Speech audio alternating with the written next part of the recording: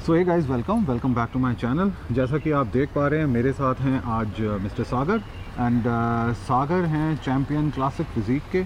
सो आइए हम इन्हीं से एक सेकंड के लिए बात कर लेते हैं। हे सागर। Hello sir. सो सागर, जैसा कि मैंने बताया अपने सारे व्यूअर्स को कि आप हैं चैम्पियन फिजिक क्लासिक के, तो मेरे लिए आप चैम्पियन हैं। एक्चुअली में आपने कैसे सोच लिया कि मेरे को पावर लिफ्टिंग से इस क्लासिक फिजिक कैटेगरी में प्ले करना है और वो भी सीधा ओलंपिया में प्ले करना है? बीच में आपने कोई और चैम्पियनशिप ली ही नहीं, उसका क्या रीज़न है? सर बेसिकली क्या था कि जब मैं पावर लिफ्टिंग करता था तो वहाँ पर एक सर्टेन लेवल पहुँचने के बाद थोड़ा सा हमारी इंडिया में ना थोड़ा सा फेवरेटिज्म रहता है, हल्का फुल्का पॉलिटिक्स रहता है। अच्छा। तो उस चक्कर में जब मैंने एक लेवल अचीव कर लिया वहाँ पे, तो फिर मेरे को ऐसा लगा कि अब मुझे किसी और डिवीज़न में जाना चाहिए। ठीक है। तो इसलिए फिर मैंने क्लासिक डिवीज़न का करा। तो मैंने प्रेप शुरू की थी 2020 में। अच्छा। आई थिंक जब ये कोरोना से जस्ट पहले। राइट।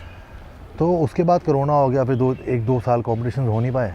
तो उसके बाद फिर जो नेक्स्ट कॉम्पिटिशन यही था जो पहला शुरू होना था, तो इसलिए फिर मैंने इसी का चूज़ करा कि मैं इसी के लिए प्रेप करूंगा और इसी में पार्टिसिपेट करूंगा। बट सागर, पावर लिफ्टिंग से बॉडी बिल्डिंग की तरफ जाना ये तो बहुत बड़ी जंप है। आई मीन अपने आप को पूरा ट्रांसफॉर्म करना दे पड़ता है। हाँ, क्योंकि मेरा जो बॉडी टाइप है वो एंडोमॉर्फ है शुरुआत से। एंड बचपन से ही मेरे में बॉडी फैट गेन करने की टेंडेंसी बहुत ज़्यादा होती थी। ठीक है।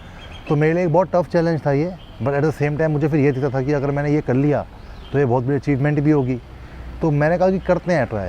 ऐसा क्योंकि मेरे पास गाइडेंस है, हार्ड वर्किंग भी मैं हूँ। राइट। एंड कोई बहुत बड़े फाइनेंशियल इश्यूज़ भी नहीं है और पूरी विरासत ही यही रही है मेरी घर की फिटनेस की। तो मैंने कहा इसमें जाना चाहिए। बिल्कुल ठीक है। तो इसीलिए फिर मैंने सोचा कि मैं इस चीज़ में आगे जंप करता हूँ। आगे जो भी होगा देखा जाएगा, क्योंकि मैंने ये देखा है कि कोई भी ट्रांसफॉर्मेशन करनी हो, बॉडी चेंज करना हो, डिस्पाइट जेनेटिक्स कुछ भी हो, टाइम लगता है या नहीं लगता है, बट हो जाता है। राइट। सो गाइस, मैं चलते चलते आपको ये भी बता दूं कि सागर के फादर जो हैं वो एनपीसी इंडिया के हेड जज हैं, डॉक्टर सोम तुगनेत। और आई एम श्योर आप में से बहुत से लोग जानते भी होंगे, जो लोग नहीं जानते होंगे आज उनको ये भी बात पता लग गई होगी। सो सागर, हम बात करते हैं मुंबई ओलंपिया की।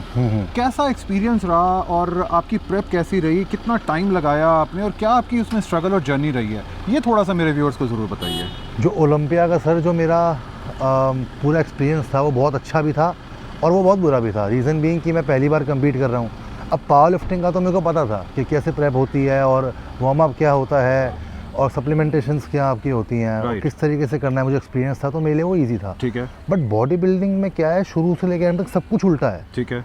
आपकी ट्रेनिंग प्रोटोकॉल्स बहुत अलग होते हैं। करेक्ट। फिर उसके अलावा जो न्यूट्रिशन है वो अलग होता है। जैसे पावर लिफ्टिंग में हम 1 रैप 6 रेप्स की ट्रेनिंग, मैक्सिमम 10 रेप्स की ट्रेनिंग करते हैं। ट्रू। बट बॉडी बिल्डिंग में क्या है, आपको स्ट्रेंथ मोड में भी जाना है, एंड्योरेंस भी जाना है, आपके रैप 25 रेप्स तक भी आप चले जाते हो कभी कभी। एंड न्यूट्रिशन में आपको बिल्कुल क्लीन खाना होता है। अब जिसका एंडोमा बॉडी टाइप हो उसके लिए और मुश्किल हो जाता है, क्योंकि उसको फिर डेली बेसिस पे कार्डियो भी करना है। करेक्ट। और फिर हाई इंटेंसिटी कार्डियो भी करना हो सकता है, स्ट्रेंथ ट्रेनिंग भी करनी है बॉडी का। जैसे क्लासिक फिजिक में क्या है, एस्थेटिक्स बहुत मैटर करते हैं। आपकी वेस्ट छोटी होनी चाहिए, आपके लेग्स कंपैरेटिवली बड़े होने चाहिए, अपर बॉडी बड़ा होना चाहिए, बॉडी में सुंदर लगनी चाहिए बॉडी। ट्रू।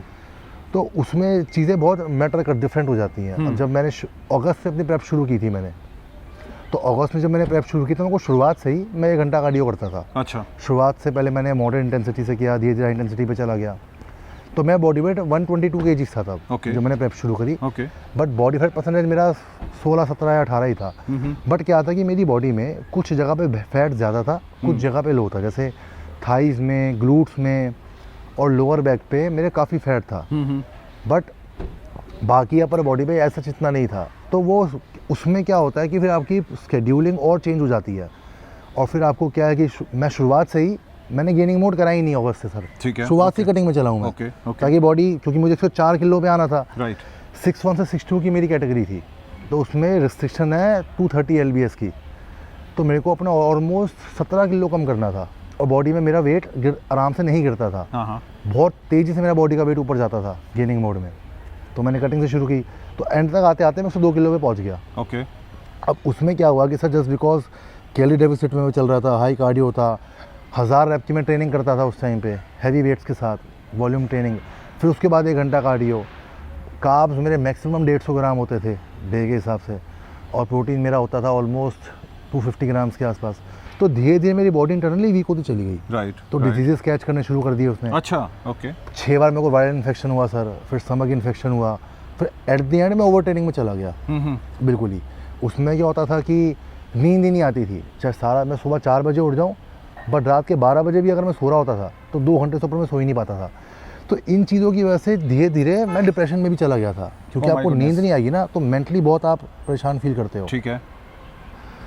फिर देन धीरे धीरे करके थोड़ा मैंने अपना शेड्यूलिंग चेंज किया, इंटेंसिटी वर्कआउट की कम करी, वाइटामिन एंटीऑक्सीडेंट्स बहुत ज़्यादा लिए, तो वो तो टाइम में रिकवर कर गया। तो मेरी बॉडी की जो सर पीक थी वो नवंबर में आके चली गई थी। अच्छा। क्योंकि पहली बार प्रेप कर रहा था मैं, तो सर को भी मेरी बॉडी को उतना अंदाज़ा नहीं था कि कैसे रिएक्ट करेगी, कैसे क्या बनेगा उस चीज़ का। सर का मतलब क्या है इसमें? सोम सर। अच्छा, तो यानी आप अपने डैड को भी सर ही बोलते हैं? गुरुजी बोलता हूँ, बट हाँ कि जब घर से बाहर निकलता हूँ तो फिर मैं सर ही बोलता हूँ उनको। अच्छा, बट वैसे उनको गुरुजी बोलता हूँ।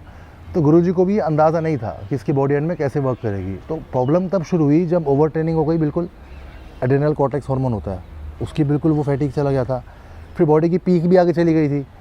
तो उस टाइम पे समझ में नहीं आया, वो पैनिक सिचुएशन हो गई थी कि अब करें क्या। ओके। क्योंकि मेरे बॉडी ऐसी हो गई थी कि मैं अगर स्टेयर्स भी सर एक फ्लोर चढ़ता था ना उसमें फैटिक हो जाता था। अच्छा। इतना बुरा हाल हो गया था। बुरा हाल था, ठीक है। तो इसलिए फिर मैंने इंटेंसिटी वर्कआउट की चेंज करी, फिर मेडिकेशन पे थोड़ा ध्यान दिया, and over the period of time at the end मैंने वापस पीक मेरी आ गई बॉडी की वापस जो आनी चाहिए थी। उसकी सर वीडियो आप शेयर करना पोजिंग की जो मैंने आपको दिखाई थी। तो वो एट द एंड फिर मेरे को अच्छा लगा कि चलो कुछ हो गया। फिर कंपटीशन खेला।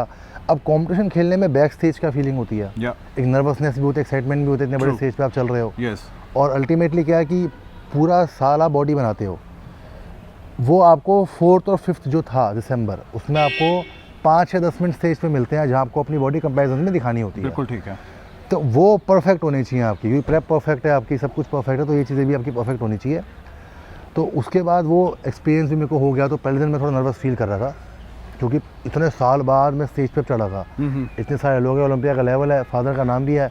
तो अल्टीमेटली कैसे थोड़ा हैवी फील होता है अंदर ही अंदर, एक बर्डन फील होने लगता है। बर्डन नहीं मतलब रिस्पॉन्सिबिलिटी फील होती है बहुत।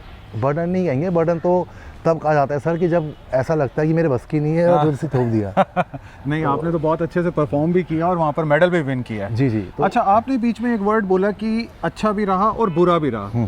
बुरा क्या पार्ट रहा? सर क्या होता है कि जब आप प्रेप करते हो ना तो कुछ चीज़ें आपके फेवर में जाते हैं, कुछ आपके अगेंस्ट में जाते हैं। करेक्ट। ठीक है। तो जब जो चीज़, अब जैसे क्या होता है कि मेरे डैड ही मेरे कोच हैं, गुरुजी थे। अब गुरुजी वहाँ बिजी थे क्योंकि उनको कुछ कैटेगरीज में उनको जज करना था, कुछ जगह से उनको बैंड थे वो। तो अब मुझे मान लो कुछ पूछना है, मैं किससे पूछूंगा? अपने फादर के अलावा मैं किसी से तो पूछता नहीं हूँ, ना किसी की मानता भी हूँ, सुन लेता हूँ बट मानता नहीं हूँ। तो उस टाइम पे जब उन्होंने मेरे, वो इतने प्रोफेशनल इंसान है ना, 4th और 5th जब तक वो इवेंट में थे उन्होंने एक फ़ोन नहीं उठाया मेरा। अच्छा। एक भी, ना मैसेज का रिप्लाई करा ना फ़ोन का रिप्लाई करा। ओके। तो वो मेरे लिए ख़राब एक्सपीरियंस था, क्योंकि मुझे उस टाइम रियलाइज़ हुआ कि कोच का होना ना कितना ज़्यादा ज़रूरी होता है, खासकर एंड के 2-3 दिनों में, क्योंकि आपकी बॉडी हर आधे घंटे बाद चेंज हो रही है। यस। अब सर मेरे साथ क्या था, मैं सुबह उठूँगा तो बिल्कुल डिफाइंड दूंगा, बिल्कुल रिप्ड दूंगा, 2 घंटे बाद बिना पानी पिए बॉडी में वाटर आ जाता था। अच्छा। ओके।